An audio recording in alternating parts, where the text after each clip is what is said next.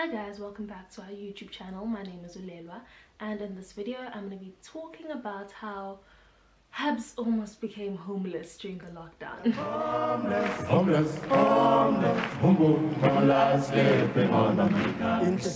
Please don't forget to hit the subscribe button and become part of the family, and if you're a returning subscriber, hey!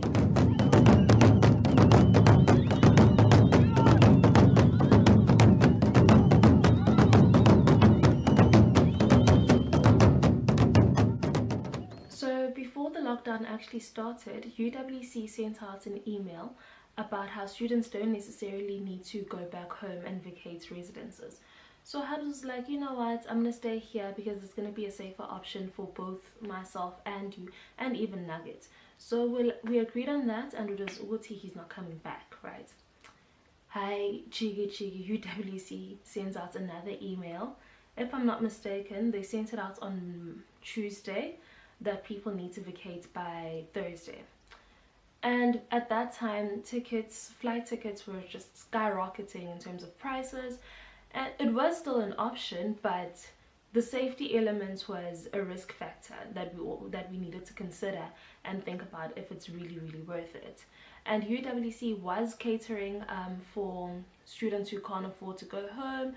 They had buses, but the buses are like, you know, your normal municipal buses, the ones that don't have the reclining seats. Now imagine taking that bus from Cape Town all the way to Durban. That's like 24 hours on a normal bus. I don't know with this bus here, probably less, because it wasn't going to have as many stops, and it was just going to go straight to Durban, right? So Habs was like, you know what, this is not happening, and he ended up finding a place to stay. If I remember correctly, I think he stayed in Durbanville, I'm not sure. But he found a place, he stayed there, he only left with a few things from Res to Durbanville, and he had just done his groceries, so he had to take all of that with him. Hi, fine, life was nice, space was settled, everything's fine, everything's working. According to the law during the lockdown, you're not allowed to ask your tenants to leave during the lockdown, right? So the landlord couldn't specifically say that could you kindly leave, but what they did instead, they upped the prices so high so that people were indirectly forced to leave, right? So now here we are panicking, trying to find a different alternative, and at this point Habs can't come back to Durban at all. I think he told me this on Thursday, né? And he needs to leave by Sunday. Here we are panicking, trying literally everyone we know in Cape Town, and some people are skips with the whole movement thing of having someone else come into their place, and some people are absolutely chilled about it, but it's the fact that it's either not their own home, or they have like elderly people there that they don't want to compromise, right? So there was that risk element there as well. I think Friday comes, still nothing. Saturday comes, nothing. And at this point I am panicking. I can't even eat anymore. I don't even know if Nags was kicking or not, the way I was so panicky about everything that was happening. I'm like, Habs is gonna be homeless, like what's gonna happen now, you know? So politics department of UWC, those people came through. Shame. They came through. They came through hard. So they started writing letters. It also started from one of our close friends, Anita, who's part of the SRC. She came up, she was like, there's this alternative residence on UWC campus that he can rent out that's cheaper, and it's going to be more convenient because it's on campus. Should anything happen, you just need a letter to say that he's allowed to come back on campus. And I tried one of my old friends who used to be like a mentor to me, Unjabula, and Unjabula says the same thing. And at that point now we just need to get this letter and get it to the person who's in charge of residences and the DVC and all of these things. I'm telling you, one email, no, it wasn't an email. Kwenzo sent one text to the politics administrator, Nadia, and Nadia was like, on it, ne? And instantly she texted one of the professors who's very strong on about student struggles and anything that has to do with students in UWC. And I'm telling you, I think she sent one email and everything was sorted. I was like, yo, it was so close. It was literally so close. I think the text about the movement started coming in on Sunday night, and he ended up leaving on Monday, which was still okay. It was a-okay. And now the place that he's at, it's another off-campus UWC residence. Well, I don't think it's owned by UWC, but UWC has like connections with the people who own this off-campus residence, and he's there, he's settled, he's fine, everything is calm.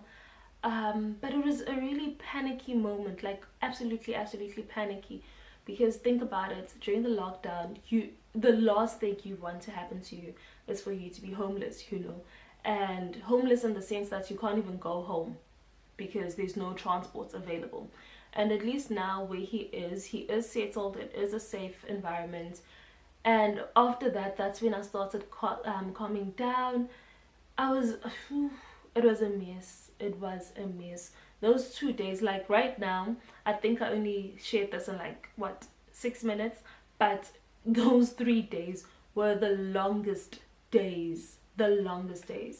But everything worked out, everything is fine. I'm so glad he's okay now. And he's going to be there for the duration of the lockdown whenever it ends. And then after that, he can go back to his res or come back for a quick visit in Durban. It's up to him.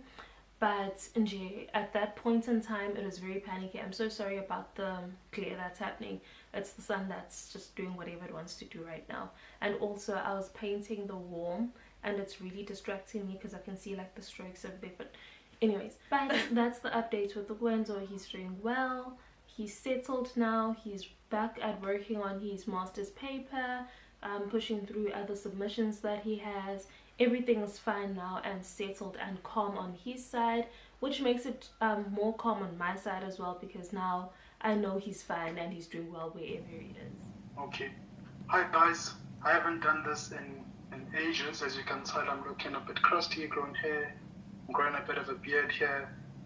Lockdown, it's the updated version of what I've been up to. It's awkward because now I'm speaking to one person, but then I'm speaking to multiple people at once, if it makes sense. I'm speaking to Lelwa and you, the viewer, at once simultaneously. So it's a bit awkward. But anyway, it's been trying times. We've been in lockdown for what now? 4 or 5 weeks and counting, and it seems like there's no end, but then just have to stick it through, right, and just flatten the curve, as they say. So I've been in and out of some states of limbo, but I've been okay for the most part. I have been focusing on my schoolwork. I have managed to finish all my assignments for one module, and now I'm shifting my focus to my research paper and some modules for next semester, so that's my focus. Can you do the outro for me? I've always been doing it alone now. Outro.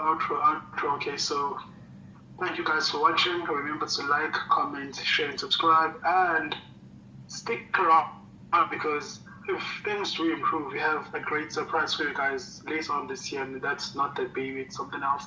We are in talks to kind of add more stuff to the channel because it's been relatively quiet because we are no longer in the same location, but we're also married, if that's the question, so no need to worry about that. But stick around, subscribe, because as the year goes on and if things do actually improve, there's a great surprise in terms of content uploads coming up. So I'd say stick around. I'd subscribe if I were you. I hope you all subscribed already and you're doing it. It's just I'm wasting your time right now. But subscribe, like, comment, and share.